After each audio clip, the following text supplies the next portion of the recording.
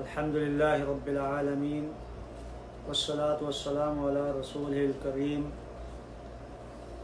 أما بعد فقد قال الله عز وجل بعد أعوذ بالله من الشيطان الرجيم ولو أننا نزلنا إليهم الملائكة وكلمهم الموتى وحشرنا عليهم كل شيء قبلا ما كانوا ليؤمنوا إلا أن يشاء الله ولكن أكثرهم يجهلون۔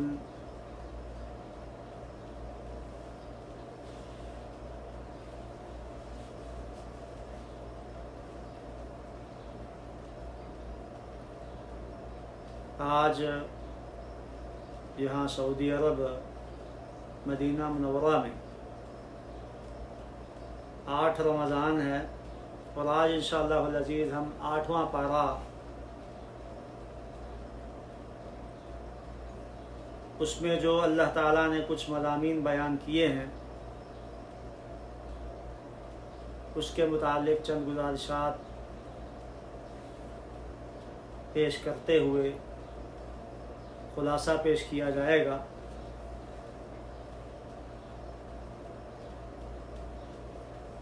اللہ تعالیٰ نے حق کا معیار اکثریت یا اقلیت کو نہیں دیا، حق کا معیار کتاب و سنت ہے، اس کے علاوہ کچھ اور نہیں۔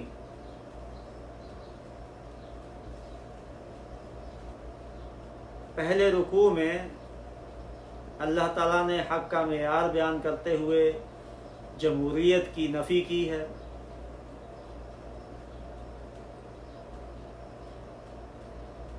اسی طرح اس پارے کے اندر یہ بات بھی بیان ہوئی ہے کہ انسانوں اور جنوں کی طرف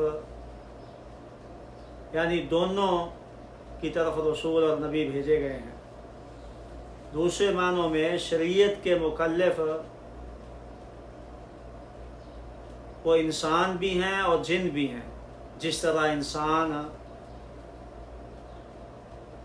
کو اللہ اور اللہ کے رسول کی اطاعت کا حکم ہے، اسی طرح جن کو بھی اللہ اور اللہ کے رسول کی اور شریعت کا پابند بنایا گیا ہے اور رسول پر ایمان لانا اس کے لیے ضروری ہے۔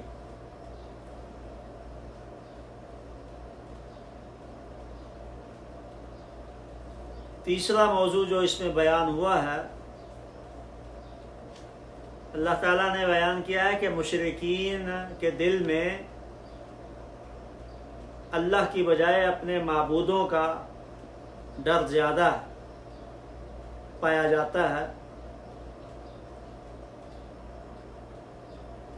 اور اس کا فی الواقع ہم مشاہدہ بھی کرتے ہیں اس وقت کہ جاہل قسم کے لوگ اپنے پیروں سے اور قبر والوں سے بہت ہی زیادہ ڈرتے ہیں، حالانکہ وہ اگر ان کے اندر اتنا ڈر جتنا اس پیر کا ہے، اس قبر والے کا ہے، اللہ کا آ جائے تو دنیا اور آخرت میں کامیاب ٹھہرے۔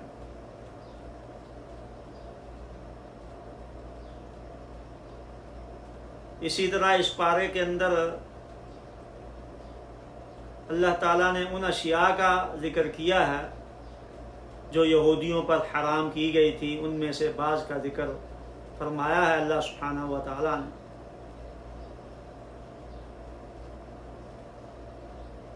اور 5واں موضوع جو اس پارے میں بیان ہوا ہے وہ کچھ معاشرتی برائیاں ہیں، اس کے بارے میں اللہ تعالیٰ نے کچھ نصائح اور وصیت فرمائی ہے۔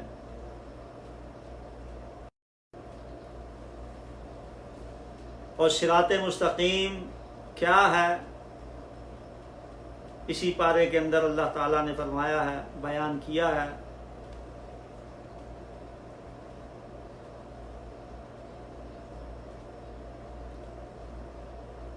ایک اور موضوع جو اس پارے میں بیان کیا گیا ہے وہ نیکی اور برائی کا ثواب اور سزا کے درمیان تناسب کیا ہے، کہ کس تناسب سے نیکی کا ثواب ملے گا اور برائی کی سزا کس تناسب سے ہوگی، وہ بھی اللہ تعالیٰ نے اس میں بیان فرمایا ہے۔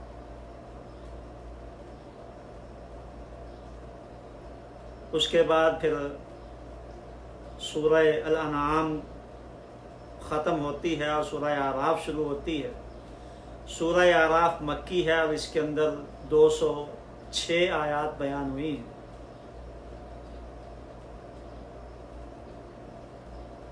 سورہ اعراف میں اللہ تعالیٰ نے شیطان کا آدم علیہ السلام کو سجدہ نہ کرنا اور سجدہ نہ کرنے کا سبب اور پھر شیطان کا اللہ سبحانہ و تعالیٰ سے مہلت طلب کرنا، اس کا ذکر کیا ہے،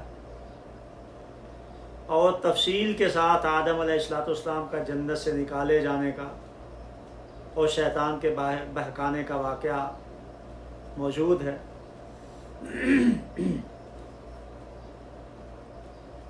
اسی طرح اس پارے میں نماز اور عبادت کے وقت خوبصورتی اختیار کرنا، خوبصورت لباس پہننا، اس کی بھی تلقین کی گئی ہے۔ اور سورہ اعراف کی مناسبت سے اہل اعراف کا بیان ہے، اور اس کے بعد جنتی اور جہنمیوں کا مکالمہ بھی اس میں بیان کیا گیا ہے۔ اور پارے کے آخر میں نوح علیہ السلام کا اپنی قوم کو دعوت توحید دینا، اس کا بیان ہے۔ تو یہ کچھ موضوعات تھے جو اس پارے کے اندر بیان ہوئے ہیں۔ کچھ موضوعات کی ہم تفصیل آپ کے سامنے رکھتے ہیں۔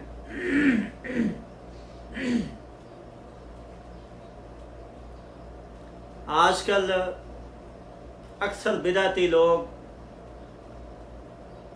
ان کے ہاں حق کا معیار کثرت پایا جاتا ہے۔ جب بھی اہل توحید یہ بات کرتے ہیں کہ بھائی اللہ کی بات مانو، اللہ کے رسول کی بات مانو، کتاب و سنت ہمارے لیے کافی ہے، اس پر چلنے کی کوشش کرو، نبی صلی اللہ علیہ وسلم نے یہی 2 چیزیں ہمارے لیے چھوڑی ہیں، ترکتم فیکم امرین لن تضلوا ما تمسکتم بہما کتاب اللہ و سنتی۔ تو وہ جواب دیتے ہیں بھئی تم ہے کتنے، تم تو آٹے میں نمک کے برابر ہو، اکثریت جو ہے وہ ہماری ہے۔ تو ہم مانتے ہیں اس بات کو کہ بھئی اکثریت تمہاری ہے، بریلوی اکثریت میں ہیں، دیوبندی اکثریت میں ہیں، یہ پیر پرست جو ہے وہ درباروں پہ جانے والے اور صوفیت پہ چلنے والے، یہ اکثر ہیں، اکثریت ہے ان کی، یہ بات ٹھیک ہے، لیکن آیا کیا یہ حق کا معیار ہے کہ ہم زیادہ ہیں اس لیے ہم حق پر ہیں؟ تو آئیے قرآن پاک سے پوچھتے ہیں۔ اللہ سبحانہ و تعالیٰ نے فرمایا اپنے نبی صلی اللہ علیہ وآلہ وسلم کو، اور نبی علیہ السلام کو جب خطاب کیا جاتا ہے تو اس میں امت بھی شامل ہے۔ اللہ نے فرمایا وَإِن تُطِعْ أَكْثَرَ مَنْ فِي الْأَرْضِ، اگر آپ ان لوگوں کے پیچھے چلیں گے جو زمین میں زیادہ ہیں، اکثریت کا کہنا مانیں گے، اکثریت کے پیچھے چلیں گے، تو يُضِلُّوكَ عَنْ سَبِيلِ اللَّهِ، تو وہ تمہیں اللہ کی راہ سے دوسری طرف لے جائیں گے، بے راہ کر دیں گے، غلط طریقے پہ چلا دیں گے۔ اور پھر آگے فرمایا إِن يَتَّبِعُونَ إِلَّا الظَّنَّ، یہ اکثریت جو ہے یہ اپنے خیالات کے پیچھے بھاگ رہی ہے، کتاب و سنت پر نہیں چل رہی۔ وَإِنْ هُمْ إِلَّا يَخْرُصُونَ، یہ تو بالکل اٹکل سی اور پچو باتیں کر رہے ہیں، قیاسی باتیں کر رہے ہیں، ان کے یہ قیاسات ہیں سارے۔ إِنَّ رَبَّكَ هُوَ أَعْلَمُ مَن يَضِلُّ عَن سَبِيلِهِ، تیرا رب خوب جانتا ہے، زیادہ جانتا ہے کون ہے جو اس کے راہ سے جو ہے وہ بھٹکا ہوا ہے۔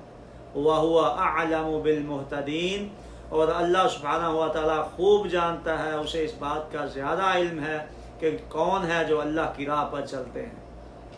تو اس آیت میں اللہ تعالیٰ نے اس بات کا بیان کیا ہے، واضح کر دیا اس بات کو کہ اکثریت جو ہے وہ حق پر نہیں، بلکہ مشاہدہ ہے اس بات کا ہمیشہ نبی اکرم صلی اللہ علیہ وآلہ وسلم کی بعثت سے لے کر آج تک اگر دیکھا جائے تو حق پر چلنے والے چند لوگ ہیں، یعنی ان کی تعداد اکثریت نہیں بلکہ اقلیت میں ہے۔ آپ دیکھ لیجئے حق و باطل کے جتنے مارکے ہوئے ہیں، جنگ بدر کو لے لیجئے، ادھر 313 تھے اور ادھر تقریباً 1000 بنتا ہے۔ جنگ احد کو لے لیجئے، ادھر 1000 کی تعداد بھی نہیں تھی اور ادھر 3000 تھے۔ اسی طرح جنگ خندق کو لے لیجئے، اور اسی طرح جتنے بھی غزوات ہیں، تبوک کو لے لیجئے، کوئی بھی ایسا غزوہ ہمیں نظر نہیں آتا جس میں برابری تک بھی ہو مسلمانوں کی اور مسلمانوں کے خلاف کافروں کی، بلکہ یہ جو ہے وہ قلیل تھے، تھوڑے تھے، اور نہ حق جو تھے وہ کافر ان کی تعداد زیادہ تھی۔ تو اس لیے ہمیں اس بات کو سمجھنا چاہیے کہ یہ جو بات ہے کہ بھئی ہم اکثریت میں ہیں اور اکثریت والے جو ہے وہ حق پہ ہوتے ہیں، یہ بات بالکل بے بنیاد ہے، غلط بات ہے۔ اصل چیز جو ہے وہ کیا ہے؟ نبی اکرم صلی اللہ علیہ وآلہ وسلم نے اس حدیث میں بیان فرما دی ہے۔ نبی صلی اللہ علیہ وآلہ وسلم نے فرمایا، سنن ابی داؤد میں یہ حدیث موجود ہے اور صحیح ہے، نبی علیہ السلام نے فرمایا ستفترق امتی 73 فرقہ، یہودی جو ہے وہ عیسائیوں کے 71 بنے، یہودیوں کے 72 فرقے ہوئے، اور میری جو امت ہے وہ 73 فرقوں میں بٹے گی۔ اب 73 فرقے جو ہیں وہ نبی علیہ السلام کی امت کے ہیں، یعنی معنی کیا ہوا کہ آپ علیہ السلام کی 73 فرقوں میں امت بٹ جائے گی، کلہم فی النار، سب جہنمی ہوں گے، الا واحدۃ، سوائے ایک کے۔ اب ایک فرقہ اور 72 فرقے، 72 فرقے جو ہیں وہ اکثریت میں ہیں اور ایک فرقہ یہ اقلیت میں ہے۔ تو نبی علیہ السلام نے فرمایا کہ ایک فرقہ جو ہے وہ جنت میں جائے گا، ایک جو ہے وہ جنتی ہے، اور 72 یعنی اکثریت جو ہے وہ جہنمی ہے۔ تو صحابہ اکرام رضوان اللہ علیہم اجمعین نے دریافت کیا، من ہم یا رسول اللہ، اے اللہ کے رسول علیہ السلام وہ ایک فرقہ کون ہے؟ تو آپ نے فرمایا ما انا علیہ واصحابی، جس طریقے پر میں چل رہا ہوں اور صحابہ میرے طریقے پر چل رہے ہیں، جو یہ طریقہ اختیار کرے گا وہ کامیاب ہے۔ تو اس کا معنی یہ ہوا کہ 72 اکثریت ہے اور ایک جو ہے وہ اقلیت ہے۔ اس سے بھی یہ پتہ چلتا ہے کہ حق جو ہے وہ تھوڑا ہوتا ہے، زیادہ نہیں۔ حق کا معیار تھوڑا اور زیادہ نہیں ہے، بلکہ حق کا معیار کتاب اللہ اور سنت اور رسول صلی اللہ علیہ وآلہ وسلم ہے۔ اللہ کے رسول علیہ السلام کے طریقے پہ چلنا، اللہ تعالیٰ کی بات کو تسلیم کرنا، ماننا، یہی حق ہے، اس کے علاوہ کوئی اور حق نہیں ہے۔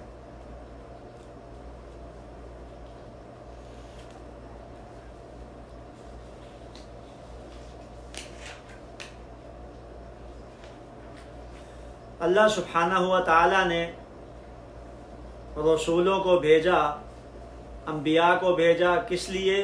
اس لیے کہ تاکہ لوگ راہ راست پر رہیں اور کتاب اللہ، جو اللہ تعالیٰ نے کتابیں نازل فرمائی ہیں اور جو شریعت نازل کی ہے اس پر چلتے رہیں۔ اگر کوئی ان کے اندر غلطی ہے، کمی کوتاہی ہو جاتی ہے تو وہ رسول اس کی نشاندہی کرے اور ان کو سیدھے راستے پہ جو ہے وہ چلاتا رہے۔ تو اللہ سبحانہ و تعالیٰ نے جتنے بھی رسول بھیجے ہیں ان کی دعوت اللہ سبحانہ و تعالیٰ کے راستے کی طرف تھی، اور ان کی دعوت جو ہے وہ توحید کی دعوت تھی، اور اس میں وہ انسان جو ہے وہ شامل تو تھے ہی، لیکن جنوں کو بھی اس کے اندر شامل کیا تاکہ وہ بھی اللہ سبحانہ و تعالیٰ کے طریقے پہ چلیں۔ اللہ تعالیٰ نے قرآن مجید کے اندر جو ہے وہ یہ بات واضح طور پر فرمائی ہے، یا معشر الجن والانس اللہ تعالیٰ کل قیامت کے دن یہ انسانوں اور جنوں سے سوال دریافت کریں گے۔ سورہ الانعام آیت نمبر 130، اس میں اللہ تعالیٰ نے واضح طور پر دونوں کو مخاطب کیا ہے، اور اللہ تعالیٰ کل ان دونوں سے پوچھے گا یا معشر الجن والانس، اور جنوں اور انسانوں کی جماعت، الم یأتکم رسل منکم، کیا تم میں سے رسول نہیں تمہارے پاس آئے تھے، پیغمبر نہیں آئے تھے، یقصون علیکم آیاتی، جو میری آیات تم پر پڑھتے تھے، وینذرونکم لقاء یومکم ھذا، اور اس قیامت کے دن سے تمہیں جو ہے وہ ڈراتے رہے تھے۔ قالوا، تو پھر یہ جن بھی اور انسان بھی یہ جواب دیں گے شہدنا علی انفسنا وغرتہم الحیات الدنیا۔ تو کہنے کا مقصد یہ ہے کہ رسول علیہ السلام، محمد علیہ السلام، یا ان سے پہلے عیسیٰ، موسیٰ، ابراہیم، یوسف، یعقوب، جتنے بھی نبی اور رسول اللہ سبحانہ و تعالیٰ نے اس دنیا میں بھیجے تھے ان کو ان کی امتوں کی طرف، تو اس وقت جو موجود جن تھے ان کو بھی ان کو جو ہے وہ مکلف بنایا تھا کہ وہ اس نبی کی بات مانیں۔ اور آج جو آخری نبی محمد علیہ السلام بھیجے گئے، ان کو جو ہے وہ جنوں اور انسانوں دونوں طرف جو ہے وہ دونوں کی طرف بھیجا گیا، اور یہ دونوں مکلف ہیں۔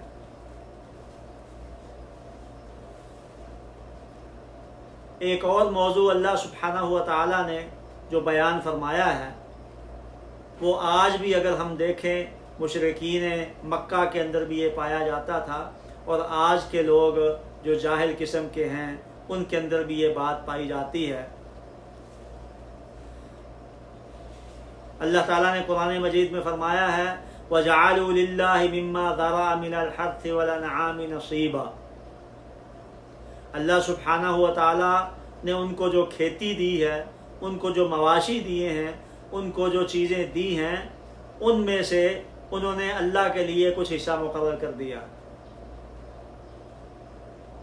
فَقَالُوا هَذَا لِلَّهِ بِزَعْمِهِمْ، وہ مقرر کر کے حصے کہ بھائی یہ اللہ کا حصہ ہے، وہ اپنے خیال میں یہ بات جو ہے وہ بات کرتے ہیں، وَهَذَا لِشُرَكَائِنَا، اور یہ حصہ جو ہے وہ ہمارے شریکوں کا ہے، معبودوں کا ہے، پیروں کا ہے، جو فقیر ہیں، جو انہوں نے اپنے بنا رکھے ہیں، ان کا ہے۔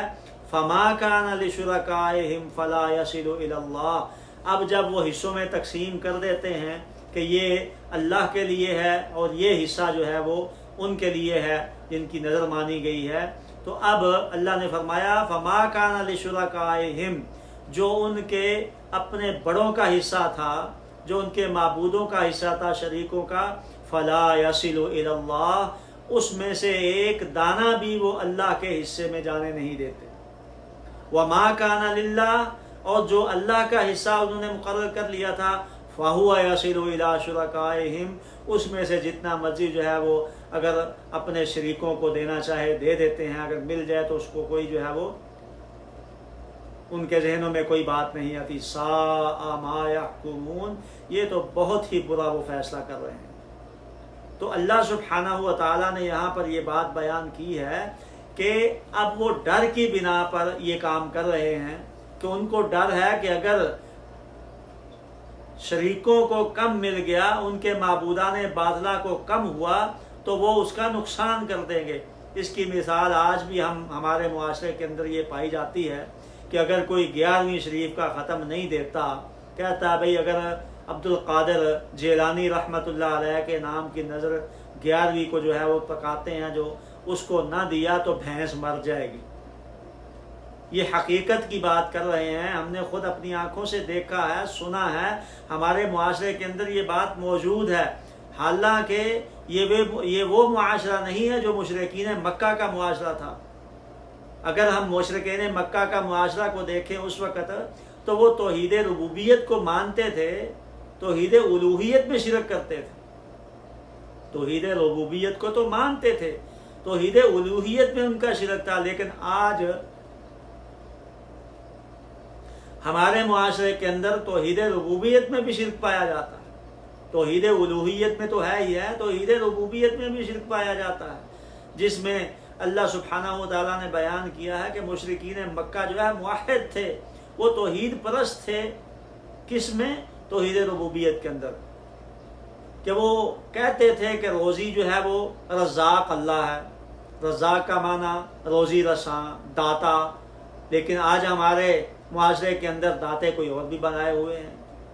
علی حجویری رحمت اللہ علیہ کو داتا کا جو ہے وہ گنج بخش کہا جاتا ہے۔ بھائی داتا گنج بخش اللہ ہے۔ گنج بخش معنی کیا ہے؟ خزانے بخشنے والا۔ خزانے اللہ بخشتا ہے، کسی اور کے اختیار میں اللہ سبحانہ و تعالیٰ نے نہیں دیا۔ رنج بخش بھی اللہ ہے، گنج بخش بھی اللہ ہے، کسی کو کم دے۔ ان اللہ یبسط الرزق لمن یشاء ویقدر، اللہ نے فرمایا کہ جس کو چاہتا ہے اللہ خزانے دیتا ہے اور جس کو چاہتا ہے کم دے دیتا ہے۔ تو یہ اللہ سبحانہ و تعالیٰ کا ایک جو ہے وہ اس کے ہاتھ میں ہے، کسی اور کے قبضہ میں اللہ تعالیٰ نے نہیں دیا۔ تو یہ بات مشرکین مکہ کے اندر پائی جاتی تھی، اور آج ہمارے معاشرے کے اندر بھی بعض جو ہے وہ ناعاقبت اندیش لوگوں کے اندر یہ بات پائی جاتی ہے۔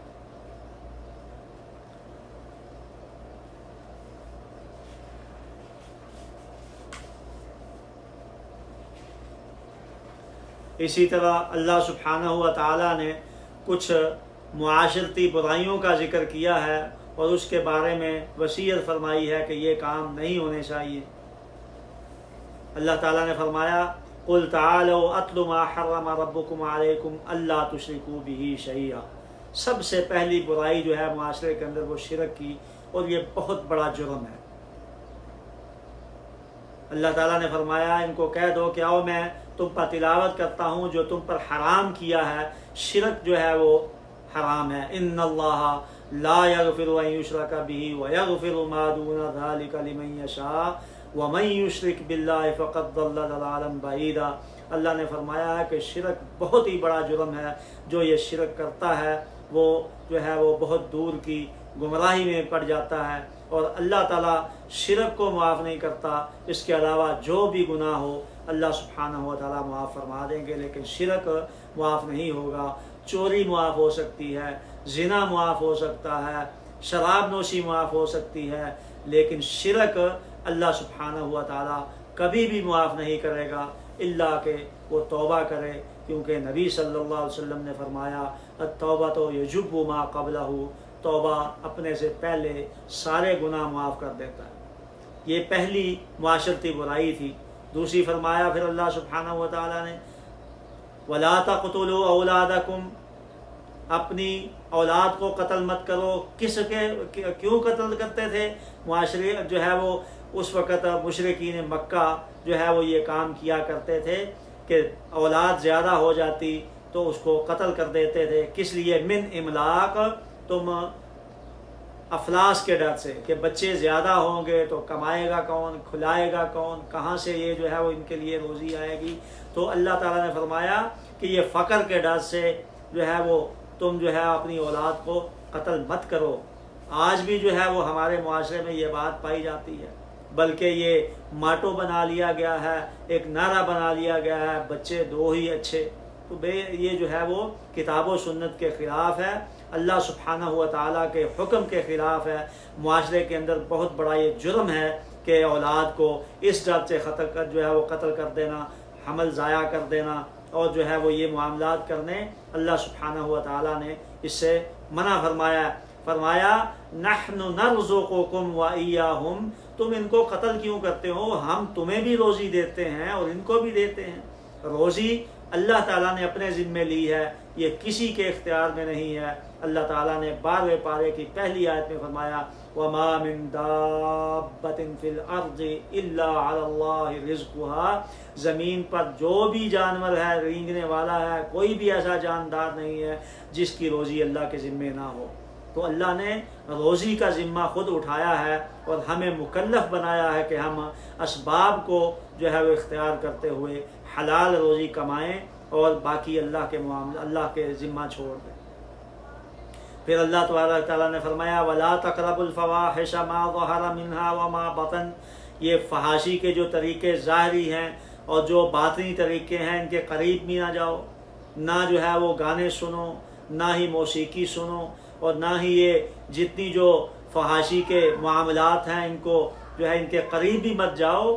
یہ نہیں کہا کہ نہ، اللہ نے فرمایا، یہ نہیں فرمایا لا تفعلوا الفواحش، فرمایا لا تقربوا الفواحش، کہ اس کے قریب بھی، اس کے جو جتنے بھی ابتدائی چیزیں ہیں ان کے قریب بھی نہ جاؤ، جو زنا کی طرف اور فحاشی کی طرف لے جانے والی چیزیں ہیں ان کے قریب بھی مت جو ہے وہ جانے سے منع کر دیا۔ اور پھر فرمایا وَلَا تَقْتُلُوا النَّفْسَ الَّتِي حَرَّمَ اللَّهُ إِلَّا بِالْحَقِّ، اللہ نے جان کو حرام کیا ہے قتل کرنے سے، کسی مسلمان کو، کسی انسان کو قتل کرنے سے حرام جو ہے وہ کیا ہے، تم اس کو قتل مت کرو الا بالحق۔ ہاں قصاص میں قتل ہو سکتا ہے، لیکن قصاص بھی اس کو وہی لے گا، قتل وہی کرے گا قصاص میں جس کے پاس طاقت ہے، یعنی وہ گورنمنٹ کے ذمہ ہے، ہمارے ذمہ نہیں ہے کہ ہم خود اٹھیں اور قصاص میں کہ اس نے ہمارا قتل کیا ہے ہم اس کو قتل کر دیں، یہ جائز نہیں ہے۔ ذالکم وصاکم بہ لعلکم تعقلون، اللہ سبحانہ و تعالیٰ تمہیں یہ تاکیدی حکم دے رہا ہے تاکہ تم عقل جو ہے وہ کرو، تم عقل سے کام لو، تم سمجھ جاؤ۔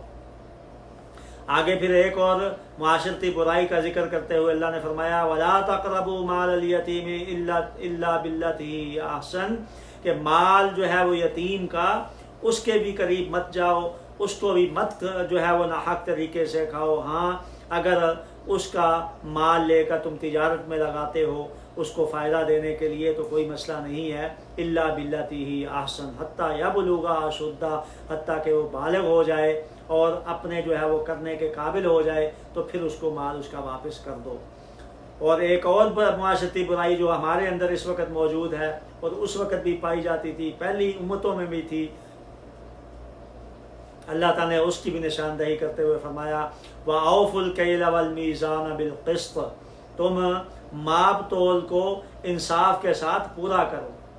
ماپ اور تول، یعنی آج بھی اگر ہم دیکھیں تو کپڑا لینے جائیں تو وہ ماپتے جو ہے وہ عجیب طریقے سے ہیں، گھر آ کے ماپو تو اس کو تھوڑا بہت کم ہو جاتا ہے۔ اسی طرح تول کے اندر بھی جو ہے وہ کمی اور بیشی کرنا یہ بھی جائز نہیں ہے، اس لیے ہمیں اس سے بھی بچنا چاہیے۔ لا نکلف نفسا الا وسعها، اللہ نے فرمایا ہم کسی کو مکلف اس کی طاقت کے مطابق کرتے ہیں۔ وَإِذَا قُلْتُمْ فَعْدِلُوا، ایک اور معاشرتی برائی کا ذکر کیا، فرمایا کہ جب بات کرو تو پھر عدل و انصاف کی بات کرو، جھوٹ مت بولو، ظلم زیادتی والی بات جو ہے وہ مت کرو۔ وَلَوْ كَانَ ذَا قُرْبَىٰ، اگرچہ وہ جو ہے وہ قریبی رشتہ دار کے بارے میں ہی کیوں نہ ہو، بات گواہی ہو، بات کرنی ہو، کوئی جو ہے وہ پوچھتا ہے تو قریبی رشتہ دار کے بارے میں بھی ہو تو پھر بات سچی کرو اور انصاف کے ساتھ بات کرنی چاہیے، اس کے اندر کوئی ٹیڑھ میڑھ جو ہے وہ اختیار کرنا ٹھیک نہیں ہے۔ وَبِعَهْدِ اللَّهِ أَوْفُوا، اور اللہ کے وعدے کو پورا کرو، جو اللہ سے عہد کیا ہوا ہے اس کو پورا کرو اور آپس میں بھی اپنے معاہدے جو ہے وہ پورے کرو۔ ذَلِكُمْ وَصَّاكُمْ بِهِ لَعَلَّكُمْ تَذَكَّرُونَ، یہ وہ اللہ تعالیٰ نے تمہیں حکم دیا ہے جس کی تم جو ہے وہ تاکیدی حکم اللہ دے رہا ہے تاکہ تمہیں ذہن نشین ہو جائے، تم جو ہے اس کو یاد رکھو۔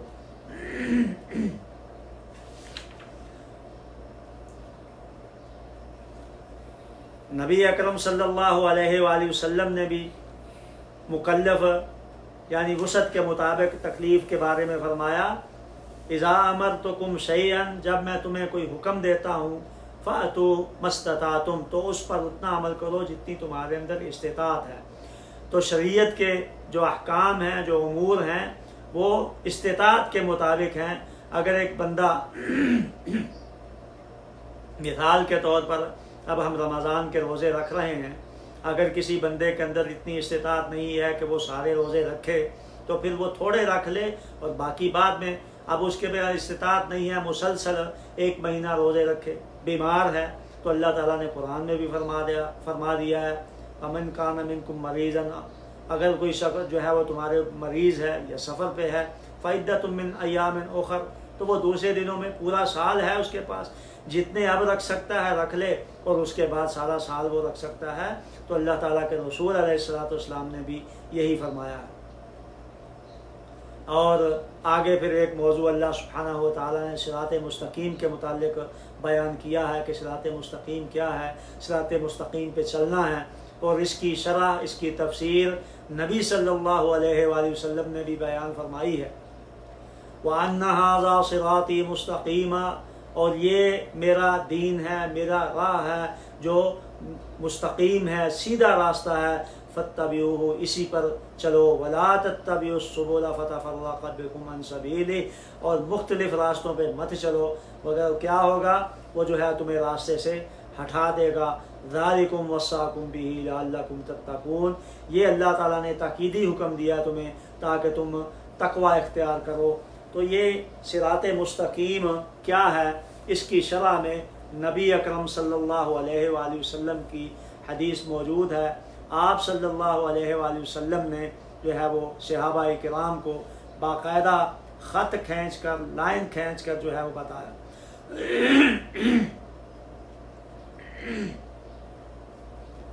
مسند احمد میں حدیث موجود ہے، نبی صلی اللہ علیہ وآلہ وسلم تشریف فرما تھے اور صحابہ اکرام بھی بیٹھے ہوئے تھے۔ صحابی بیان کرتے ہیں، خط رسول اللہ صلی اللہ علیہ وآلہ وسلم خطا مستقیما، آپ علیہ الصلوۃ والسلام نے ایک بالکل سیدھی جو ہے وہ اسٹریٹ لائن سی جو ہے وہ کھینچی، وخط عن یمینہ خطوطا وعن شمالہ خطوطا، اس کے دائیں اور بائیں دونوں جو ہیں، دونوں طرف چھوٹی چھوٹی لائنیں اور چھوٹے چھوٹے جو ہے وہ راستے بنا دیے، اور فرمایا، اور پھر یہ آیت پڑھی، وَأَنَّ هَذَا صِرَاطِي مُسْتَقِيمًا، یہ جو سیدھی لائن ہے، یہ بالکل یہ اسٹریٹ لائن جو ہے وہ ساری کی ساری یہ صراط مستقیم کہلاتی ہے۔ اور یہ دائیں اور بائیں جو شیطان کے راستے ہیں، ان پر شیطان بیٹھا ہے اور ان کو گمراہ کرنے کی کوشش کر رہا ہے۔ تو نبی اکرم صلی اللہ علیہ وآلہ وسلم نے بھی اس صراط مستقیم کی وضاحت فرما دی، اور اس آیت سے بھی ہمیں پتہ چلتا ہے، وَأَنَّ هَذَا صِرَاطِي مُسْتَقِيمًا فَاتَّبِعُوهُ، اللہ تعالیٰ نے صراط کہا ہے، صراط جو ہے وہ ایک کو بولتے ہیں، تو صراط یہ ایک ہے، اور آگے فرمایا وَلَا تَتَّبِعُوا السُّبُلَ فَتَفَرَّقَ بِكُمْ، سبل جو ہے وہ کئی راستے ہیں، تو اب ایک وہاں پر بولا ہے، واحد بولا ہے، اس لیے ہمیں بھی یہ پتہ چلتا ہے کہ مختلف راستے جو ہوتے ہیں یہ جو ہے وہ راستے سے ہٹنے کا باعث بنتے ہیں۔ اب لوگ کہتے ہیں جی جانا تو مکہ میں ہی ہے، ادھر سے بھی راستہ ہے، ادھر سے بھی راستہ ہے، ادھر سے بھی راستہ ہے، تو دونوں جو ہے وہ، تو نبی صلی اللہ علیہ وسلم نے فرمایا کہ یہ جو صراط مستقیم ہے یہ جنت میں لے کے جائے گا، یہ سیدھے راستے پہ جاؤ، ٹیڑھے میڑھے راستے پہ چلنے کی ضرورت نہیں ہے۔ تو یہ جو مختلف راستے، جی فلاں کا راستہ بھی تو وہیں جاتا ہے، فلاں کا راستہ بھی تو وہیں جاتا ہے، فلاں کا بھی وہیں جاتا ہے، تو سیدھا راستہ چھوڑ کر ہمیں زگ زیگ راستے پہ جانے کی کیا ضرورت ہے، زگ زیگ ٹریک اختیار کرنے کی کیا ضرورت ہے؟ نبی صلی اللہ علیہ وسلم نے جب ہمیں سیدھا راستہ کتاب اللہ اور سنت رسول صلی اللہ علیہ وآلہ وسلم بیان فرما دیا ہے، تو ہمیں پھر دوسرے راستوں پہ چلنے کی کیا ضرورت ہے؟ اللہ ہمیں عمل کرنے کی توفیق عطا فرمائے۔ اسی طرح نیکی اور بدی کی جزا اور سزا کا تناسب کیا ہے، اللہ سبحانہ و تعالیٰ نے بیان کرتے ہوئے فرمایا ہے، من جاء بالحسنۃ فلہ عشر امثالها ومن جاء بالسیئۃ فلا یجزى الا مثلها وهم لا یظلمون۔ یہاں پر نیکی اور بدی کی سزا اور جزا بیان کی گئی ہے۔ اللہ تعالیٰ نے فرمایا کہ جو ایک نیکی کرتا ہے تو اس کو 10 گنا ملے گی، ایک نیکی کی اس کو 10 گنا بڑھا دیا جائے گا، لیکن ومن جاء بالسیئۃ فلا یجزى الا مثلها، تو یہ عدل و انصاف ہے اللہ کا یہ انصاف ہے کہ برائی، غلط کام ایک کرو گے تو وہ ایک ہی رہے گا، نیکی جو ہے اس کو بڑھا دیا جائے گا، لیکن جو گناہ ہے اس کو نہیں بڑھایا جائے گا، برائی کا بدلہ جو ہے، برائی کی سزا وہ ایک ہی رہے گی۔ اللہ نے فرمایا وَمَنْ جَاءَ بِالسَّيِّئَةِ، اور جو شخص کوئی برائی کرتا ہے فَلَا يُجْزَى إِلَّا مِثْلَهَا، تو اس کے برابر ہی، اس برائی کے برابر ہی اس کو سزا دی جائے گی۔ وَهُمْ لَا يُظْلَمُونَ، ان پر ظلم نہیں ہوگا۔ نیکی کی سزا جو ہے وہ جزا اللہ نے ان کو جو ہے وہ عدل و انصاف کے ساتھ بڑھا کر دے دی، اور یہ انصاف ہے، ظلم نہیں ہے۔ اللہ تعالیٰ نے برائی کی سزا جو ہے وہ ایک ہی رکھی، یہ عدل و انصاف ہے، اور ان پر ظلم نہیں ہے کہ ایک کی بجائے اس کو 2 کا گناہ۔ نبی صلی اللہ علیہ وآلہ وسلم نے بھی حدیث میں فرمایا کہ اللہ تعالیٰ فرشتوں کو کہتا ہے اگر کوئی شخص نیکی کا ارادہ کرتا ہے تو اللہ تعالیٰ کہتا ہے بھائی اس کی ایک نیکی لکھ دو. اگر نیکی کا کوئی ارادہ ہی کرتا ہے تو اللہ تعالیٰ کہتا ہے اس کی ایک نیکی لکھ دو، فرشتوں کو حکم دیا جاتا ہے. اور اگر وہ نیکی پر عمل کر لیتا ہے تو پھر اس کا 10 گنا بلکہ اس سے بھی 700 گنا تک اس کو جو ہے وہ اجر و ثواب مل جاتا ہے. اور اگر کوئی شخص، اللہ تعالیٰ کے رسول صلی اللہ علیہ وسلم نے فرمایا کہ برائی کا ارادہ کرتا ہے تو اللہ فرشتوں کو حکم دیتا ہے کہ بھائی لکھنا نہیں، ابھی اس نے ارادہ ہی کیا.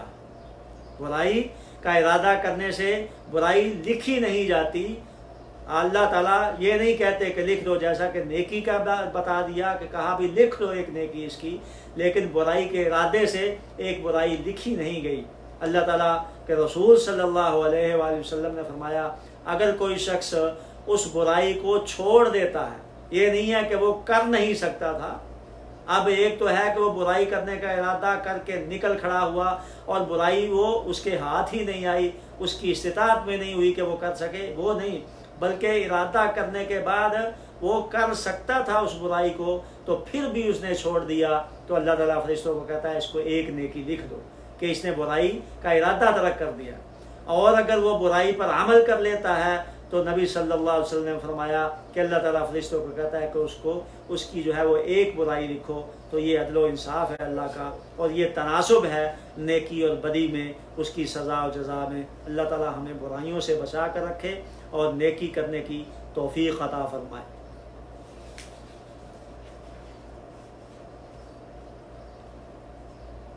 اب سورہ اعراف، اس کے اندر 206 آیات ہیں اور یہ مکی ہے، یعنی مکی دور میں نازل ہوئی ہے.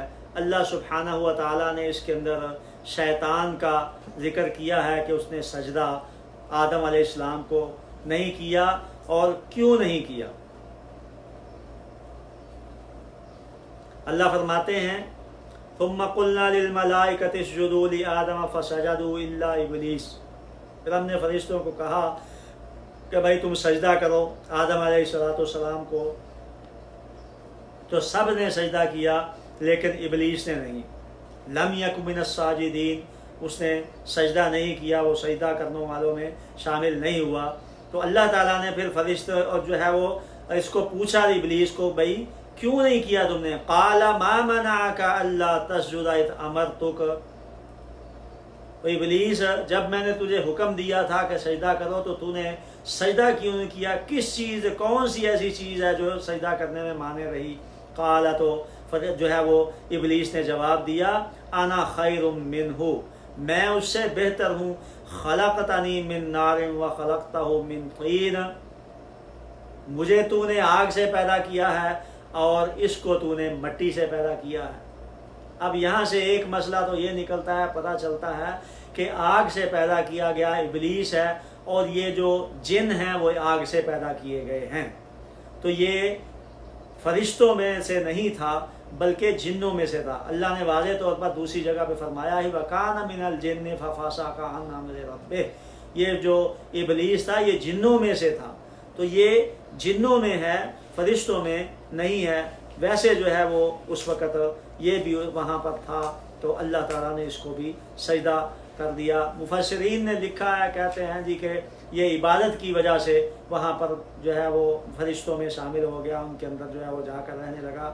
بہرحال اس کی کوئی دلیل نہیں ملتی کتاب و سنت سے کہ وہ اس سبب کے باعث ان کے ساتھ رہ رہا تھا. اللہ نے کوئی ذکر نہیں کیا اور رسول مکرم علیہ السلام نے نہیں فرمایا ہے. بس یہ پتہ چلتا ہے کہ وہ آگ سے پیدا ہوا تھا اور جنوں میں سے تھا، اور اللہ تعالیٰ نے اس کو بھی جو ہے وہ کہا تھا سجدے کے لیے تو اس نے سجدے سے انکار کر دیا. اور اس نے یہ جو ہے وہ استدلال کیا اس سے انا خیر منہ کہہ کے خلقتنی من نار و خلقتہ من طین. مٹی جو ہے وہ نیچے رہتی، آگ اوپر جاتی ہے. آگ جتنا بھی جو ہے وہ اس کو بھڑکاؤ تو وہ اوپر ہی جاتی ہے، اس لیے اس نے جو ہے وہ قیاس کرتے ہوئے کہ میں بہتر ہوں. اللہ تعالیٰ نے فرمایا قال فاہبط منہا فما یکون لک ان تتکبر فیہا فاخرج انک من الصاغرین. پر یہاں سے نکل جا، اب تو تکبر کرنا یہاں پر تیرے لیے صحیح نہیں ہے، جو تو ذلیل و رسوا ہے، نکل جا، بھاگ جا یہاں سے. تو اب پھر اس وقت شیطان نے اللہ سبحانہ و تعالیٰ سے مہلت مانگی تھی، اور کتنی مہلت مانگی تھی؟ اس نے کہا کہ بھائی مجھے مہلت جو ہے وہ قیامت تک دو، قیامت کے دن تک مہلت دو، لیکن اللہ تعالیٰ نے قیامت تک مہلت نہیں دی، اس کی بات مان لی اور مہلت دے دی اس کو، لیکن مہلت اللہ نے اپنے علم میں رکھی، کب تک میں مہلت دوں گا؟ قال انظرنی الی یوم یبعثون، ابلیس نے کہا کہ مجھے قیامت تک کے لیے مہلت دے دو۔ قال انک من المنظرین، جاؤ بھی تجھے مہلت دے دی گئی ہے۔ دوسری آیت میں الی وقت معلوم، دوسری آیت میں اللہ تعالیٰ نے جو ہے وہ دوسری جگہ پر فرمایا ہے کہ تجھے مہلت ملی ہے وقت معلوم تک، اور وہ وقت معلوم جو ہے وہ اللہ کے علم میں ہے، کسی اور کے علم میں نہیں ہے، قیامت تک نہیں، بہرحال قیامت سے پہلے اس کو بھی جو ہے وہ موت آ جائے۔ قال فبما اغويتني لاقعدن لهم صراطك المستقيم، تو اس نے قسم کھا کے کہا ابلیس نے کہ یہ جو آپ نے جو ہے وہ مجھے یہاں سے نکال دیا ہے، اس کی سزا جو ہے وہ مجھے دی ہے، میں نے سجدہ نہیں کیا، اب میں تیرے بندوں کو گمراہ کرتا رہوں گا۔ لَأَقْعُدَنَّ لَهُمْ صِرَاطَكَ الْمُسْتَقِيمَ، تیرے صراط مستقیم کے پاس بیٹھ جاؤں گا، اور ان کو جو ہے قسم کھا کے کہا، لام ہے لَأَقْعُدَنَّ، یہاں پہ لام قسمیہ ہے، اس نے قسم کھا کے یہ بات کہی تھی۔ اور وہاں دوسری آیات میں آتا ہے، دوسری جگہ پر اللہ نے فرمایا کہ ابلیس نے یہ کہا فَبِعِزَّتِكَ، اللہ مجھے تیری عزت کی قسم ہے، لَأُغْوِيَنَّهُمْ أَجْمَعِينَ، ان سب کو میں گمراہ کر کے چھوڑوں گا۔ آج دیکھ لیجئے وہ اپنی قسم کو پوری کر رہا ہے، اور ہم نے بھی اللہ سے ایک وعدہ کیا تھا، لست بربکم قالوا بلا، ہم جو ہے وہ اپنے رب کے ساتھ یہ عہد و پیمان کر کے آئے ہیں، لیکن ہمارا وعدہ پورا نہیں ہو رہا، اور شیطان اپنی قسم کو پورا کرنے میں پوری جو ہے وہ ایڑی چوٹی کا زور لگا رہا ہے۔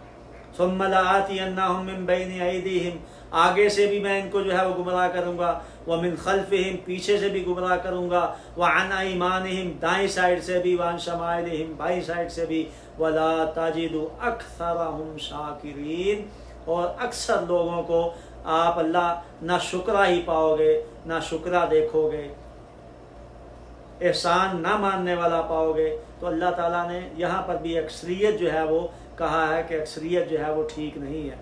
تو اللہ تعالیٰ نے کہا قال اخرج منها مذءوما مدحورا، ذلیل و خوار ہو کے یہاں سے نکل جا، لمن تبعک منہم، جو تیرے ان میں سے انسانوں اور جنوں میں سے جو تیرے پیچھے چلے گا، لَأَمْلَأَنَّ جَهَنَّمَ مِنْكُمْ أَجْمَعِينَ، ان سب کو میں تیرے سمیت جہنم میں جو ہے وہ ڈال دوں، جہنم کو پھر بھروں گا تمہارے ساتھ، جو بھی نہیں مانے گا۔ اور اس کے بعد پھر اللہ سبحانہ و تعالیٰ نے آدم علیہ السلام کا ذکر کیا ہے، پورا واقعہ یہاں پر تفصیل سے بیان کیا ہے آدم علیہ السلام کو کہ بھائی تم جنت میں رہو، وَيَا آدَمُ اسْكُنْ أَنْتَ وَزَوْجُكَ الْجَنَّةَ فَكُلَا مِنْ حَيْثُ شِئْتُمَا وَلَا تَقْرَبَا هَذِهِ الشَّجَرَةَ فَتَكُونَا مِنَ الظَّالِمِينَ۔ آدم کو کہا علیہ السلام کو، اما حوا کو، بھائی یہ جنت ہے، یہ تمہارا ٹھکانہ ہے، اس میں تم رہو، کھاؤ پیو، جہاں مرضی جاؤ، لیکن ایک درخت کی نشاندہی کر دی، وَلَا تَقْرَبَا هَذِهِ الشَّجَرَةَ، اس درخت کے قریب بھی نہیں جانا۔ اب وہ کون سا درخت ہے؟ کسی نے کچھ کہا ہے، کسی نے کچھ کہا ہے، کوئی گندم کا درخت کہہ رہا ہے، کوئی کچھ کہہ رہا ہے، یہ سارے مفسرین کی اپنی باتیں ہیں، نہ کتاب اللہ میں اس بات کا جو ہے وہ کوئی اشارہ ملتا ہے، اور نہ ہی حدیث نبویہ صحیحہ میں کوئی ایسا حدیث کا جو ہے وہ اشارہ ملتا ہے کہ وہ گندم کا درخت تھا یا کوئی اور درخت تھا۔ بہرحال ایک درخت تھا، اللہ نے فرمایا اس درخت کے قریب بھی نہیں جانا، لیکن شیطان جو ہے اس نے وسوسہ ڈالا، آدم علیہ السلام کو، حوا علیہ السلام کو، دونوں کو گمراہ کرتا رہا، پھسلاتا رہا، ان کے وسوسے ڈالتا رہا، تو حتیٰ کہ ان کو جو ہے وہ یہاں تک یہ بات کہی فَوَسْوَسَ لَهُمَا الشَّيْطَانُ لِيُبْدِيَ لَهُمَا مَا وُرِيَ عَنْهُمَا مِنْ سَوْآتِهِمَا، وسوسے ڈالے تاکہ اللہ تعالیٰ نے جو ان کی صدر پوشی کر رکھی ہے، جنت کا لباس ان کو پہنا رکھا ہے، وہ اتر جائے اور وہ ننگے ہو جائیں۔ وَقَالَ، کہنے لگا مَا نَهَاكُمَا رَبُّكُمَا عَنْ هَٰذِهِ الشَّجَرَةِ، پتہ کیوں روکا ہے اس درخت سے، اس درخت کو نہ کھاؤ، اس کے قریب نہ جاؤ، پتہ وجہ کیا ہے، سبب کیا ہے؟ إِلَّا أَن تَكُونَا مَلَكَيْنِ أَوْ تَكُونَا مِنَ الْخَالِدِينَ، یہ اس لیے ہے کہ اگر تم اس کو کھا لو گے تو فرشتے بن جاؤ گے یا ہمیشہ ہمیشہ زندہ رہو گے۔ یہ جو ہے وہ بات کہی، وَقَاسَمَهُمَا، اور پھر اللہ کہتے ہیں کہ اس نے قسمیں بھی اٹھائیں ان کو، انی لکم لمن الناصحین، میں تمہیں نصیحت کرتا ہوں۔ تو پھر انہوں نے بار بار کہتا رہا، قسمیں اٹھاتا رہا، حتیٰ کہ ہمارے جد امجد باپ آدم علیہ السلام اور اماں حوا علیہ السلام نے بات مان لی، انہوں نے وہ درخت کو چکھ لیا۔ تو پھر کیا ہوا؟ فلما ذاقا الشجرة بدت لهما سوآتهما وطفقا يخصفان عليهما من ورق الجنة، جب کھا لیا تو جنت کا لباس اتر گیا، اب وہ ننگے ہو گئے۔ پہلے تو لباس تھا، ایک دوسرے کو دیکھ نہیں رہے تھے، اب جیسے ہی جو ہے وہ لباس اترا ننگے ہو گئے، ان کی جو ہے شرمگاہیں، اللہ نے فرمایا بدت لهما سوآتهما، پورا بدن جو ہے وہ ننگا ہو گیا، بے پردہ ہو گئے۔ تو پھر کیا کرنے لگے؟ طافقا یخصفان علیہما من ورق الجنہ، جنت کے پتے جو ہے جوڑ کر لے کر جو ہے وہ اپنی شرمگاہوں کو اپنے اوپر لگانے لگے، ان کو چھپانے لگے۔ وَنَادَاهُمَا رَبُّهُمَا أَلَمْ أَنْهَكُمَا عَنْ تِلْكُمَا الشَّجَرَةِ، اللہ نے پھر کہا کہ میں نے تمہیں روکا نہیں تھا اس درخت سے کہ نہ کھانا، اس کو نہیں کھانا ہے، اس کے قریب نہیں جانا ہے، میں نے تمہیں یہ بات نہیں کہی تھی وَأَقُلْ لَكُمَا إِنَّ الشَّيْطَانَ لَكُمَا عَدُوٌّ مُّبِينٌ، یہ شیطان جو ہے تم دونوں کا دشمن ہے۔ تو اللہ تعالیٰ نے دوسری جگہ پر فرمایا ہے شیطان جو ہے وہ تمہارا جو ہے وہ دشمن ہے، فَاتَّخِذُوهُ عَدُوًّا، اس کو دشمن بنا کے رکھو۔ لیکن آج امت مسلمہ اس سے دوستیاں لگا رہی ہے، اس کو دوست بنا رہی ہے دشمنی کرنے کے ساتھ کی بجائے۔ تو پھر اس کے بعد اللہ تعالیٰ نے فرمایا جو ہے وہ ایک آیت نازل فرمائی، ان کو جو ہے کچھ کلمات سکھا دیے، وہ سورہ بقرہ میں آپ پہلے پڑھ چکے ہیں، وہاں پر اللہ تعالیٰ نے جو ہے وہ کہا فَتَلَقَّى آدَمُ مِن رَبِّهِ كَلِمَاتٍ فَتَابَ عَلَيْهِ، وہ تلقی کیا تھی، وہ کون سے کلمات تھے؟ وہ یہ کلمات ہیں، قَالَ رَبَّنَا ظَلَمْنَا أَنفُسَنَا وَإِن لَّمْ تَغْفِرْ لَنَا وَتَرْحَمْنَا لَنَكُونَنَّ مِنَ الْخَاسِرِينَ۔ یہ وہ آیت ہے جو پڑھی انہوں نے، اے اللہ، اے ہمارے رب، ہم نے اپنے آپ پر ظلم کیا ہے، اگر تو نے ہمیں بخشا نہ، ہم پر رحم نہ کیا تو ہم خسارہ اور نقصان اٹھانے والوں میں سے ہو جائیں گے۔ اب کچھ لوگ ناک بدندیش جو ہے وہ یہ بات کرتے ہیں، کہتے ہیں جی کہ نبی صلی اللہ علیہ وآلہ وسلم کا نام عرش پر جو ہے عرش کے پائے پہ لکھا ہوا دیکھا، تو انہوں نے اس کے نبی علیہ السلام کے نام کا واسطہ دے کر اللہ تعالیٰ سے توبہ کی تو توبہ قبول ہو گئی۔ بھائی نبی صلی اللہ علیہ وآلہ وسلم نے نہیں فرمایا ہے، حدیث میں نہیں آیا ہے، آیت کسی میں نہیں آیا، بلکہ جو کلمات اللہ تعالیٰ نے سکھائے وہ اس آیت میں آ گئے ہیں۔ اب اس کو چھوڑ کر کچھ اور جو ہے وہ باتیں کرنا، یہ بات کہاں تک صحیح ہے، یہ ٹھیک نہیں ہے، بلکہ اللہ تعالیٰ کا جو فرمان ہے ربنا ظلمنا انفسنا وان لم تغفر لنا وترحمنا لنکونن من الخاسرین، یہ وہ آیت ہے جس کو، یہ وہ الفاظ ہیں، یہ وہ کلمات ہیں جو پڑھ کر آدم اور اماں حوا علیہ السلام نے جو ہے وہ پڑھ کر توبہ کی تھی، اور اللہ تعالیٰ نے پھر ان کی توبہ کو قبول کرتے ہوئے جنت سے نکال دیا تھا، کہا کہ بھائی جاؤ، قال اهبطوا بعضكم لبعض عدو ولكم في الارض مستقر ومتاع الى حين فيها تحيون وفيها تموتون، اب تم جاؤ زمین میں ہی رہو گے، زمین میں جو ہے مرو گے، وہیں سے پھر نکالے جاؤ گے، اور پھر جو ہے وہ جنت کو حاصل کرنے کے لیے اعمال جو ہے وہ کرنے پڑیں گے۔ میرے بھائیوں اور بہنوں، ہمیں یہ سوچنا چاہیے کہ اصل ہمارا گھر جو ہے وہ جنت تھا، جو چھین لیا گیا ہم سے، اور چھیننے والا کون تھا؟ وہ شیطان تھا، اس نے ہم سے چھنوا دیا، ہمیں وہاں سے نکلوا دیا۔ اب ہمارا گھر جو اصلی وہ تھا وہ چھن چکا ہے، اس کو حاصل کرنے کے لیے جو ہے ہمیں تقویٰ کرنی چاہیے، کوشش کرنی چاہیے۔ اللہ سبحانہ و تعالی ہمیں عمل کرنے کی توفیق عطا فرمائے۔